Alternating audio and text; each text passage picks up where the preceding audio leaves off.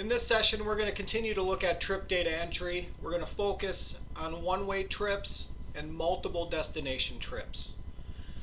We're going to start out by entering in the client's insurance ID number.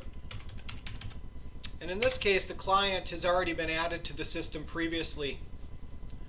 We've designed the system to recall the last trip entered. And the reason that we do this is because many times the client gets picked up and dropped off at the same location. So this should help speed up your data entry process. So note that the client info box has all the demographic information. We still have trip notes. Still do the alternate address. If you need to, you can again change the pickup and destination as shown in the last session. We're going to set this trip up as a one-way trip. So again, we need to add the authorization number in for the payer.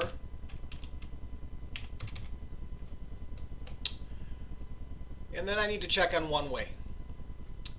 And notice when I check and uncheck one-way, down at the bottom of the screen, the second destination either appears or disappears.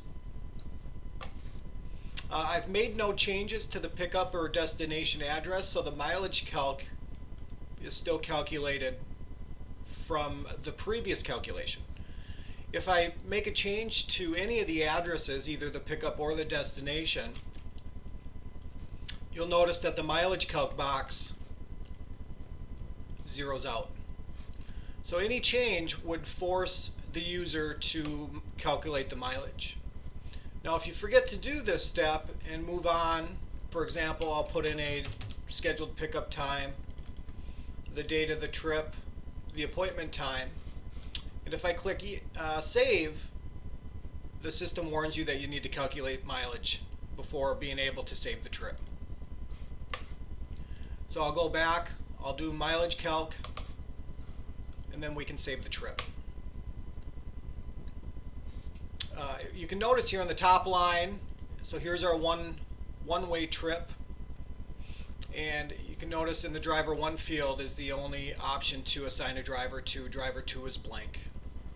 We also have a filter on the list below. If you only wanted to view one-way trips, we can check one-way, apply, and only one-way trips would show on the list below.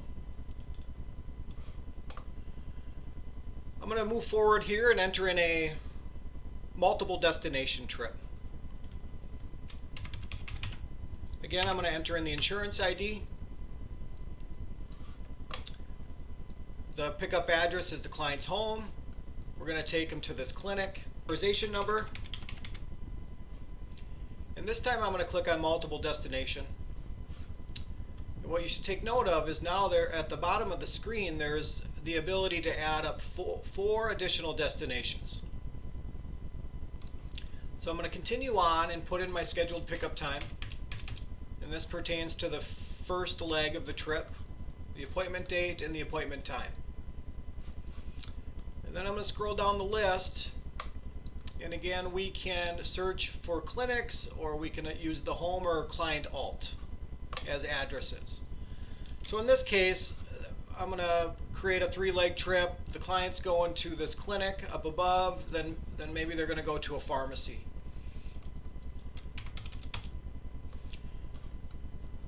And then once I have the destination identified, I need to click on mileage calc. And I can continue to do that down to destination 5.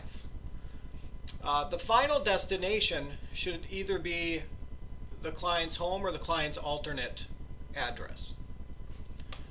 So I'm going to choose client final as the final destination, and I'm going to mileage calc that leg of the trip as well. And just to recap, so how this is laid out is we're going to pick the client up here at their home, bring them to this address here. When the client is done with their clinic here to the driver, this will show as the pickup for the second leg, and then this as the destination for the second leg. And then when they're done at this location, they'll get picked up from here, and then finally brought back home. So if we go up above here, we can then save the trip. Now what's happening here is the system is recognizing this multiple destination trip as a duplicate or a potential duplicate, because we already have a trip in the system for Joe Jackson with an appointment time of 11 o'clock. It's very possible that you can enter in multiple trips for the day. This is more of a warning asking if you want to add this trip or cancel it. We do have the authorization number listed, so it's good to verify that the authorization number of the trip that's already entered compared to the trip that you're entering are unique. In this case, I'm going to assume that they're both unique trips, and we're going to add that trip.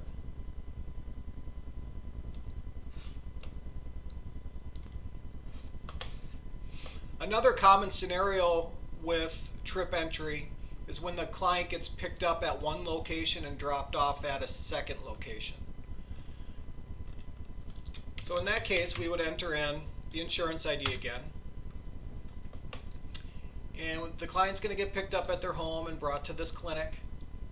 But on the way back, they're going to get dropped off at their alternative address. So in that event, I still need to click on multiple destination, come down to the second destination and click client alternate. And then this will show to the driver that they need to go to this alternate address for the second leg. We again then need to mileage calc that second leg, and then we can move forward with saving this trip after we identify a appointment time and a scheduled pickup time. And I'm going to purposely leave the auth number blank here when I save this trip. And you do get a warning that indicates that this payer requires an authorization code.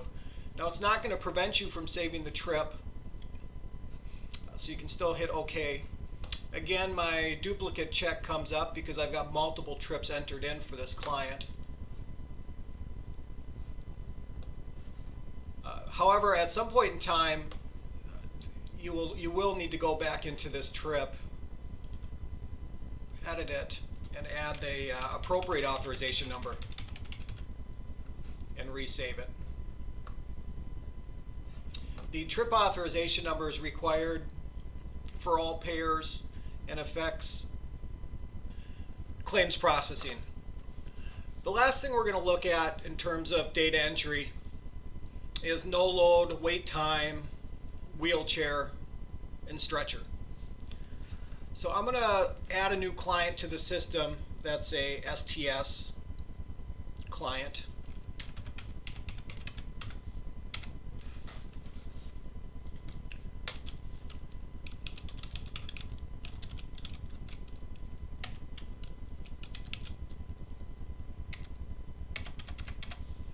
And I selected the STS payer in this instance.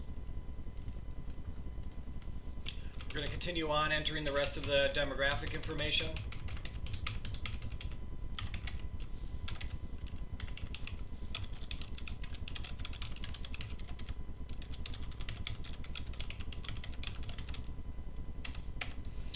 And save the trip. I'm going to specify a destination.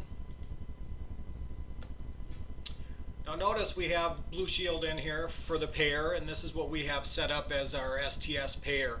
And the STS checkbox is already checked.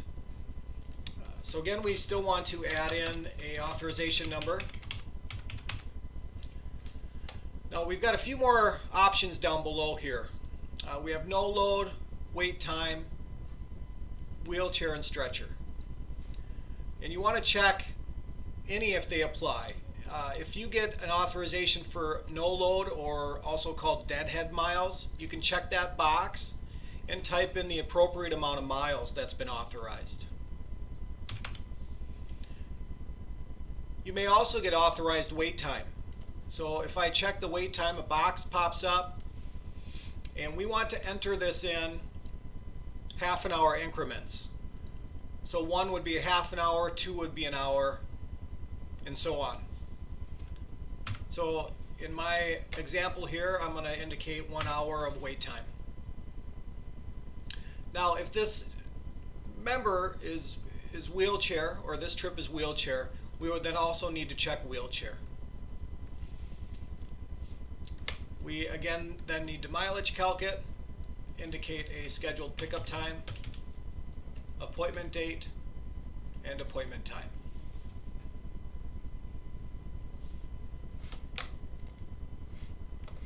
At any point in the data entry process, if you feel like you need to start over or clear this screen out, we have a button up above called Start Over.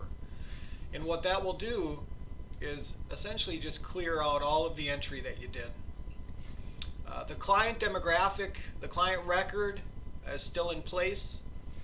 If you added any new clinics during that time, those records will still exist.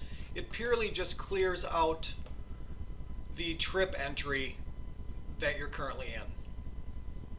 This concludes this portion of the data entry session. In the next session, we'll take a look at some of the other features of the transportation form.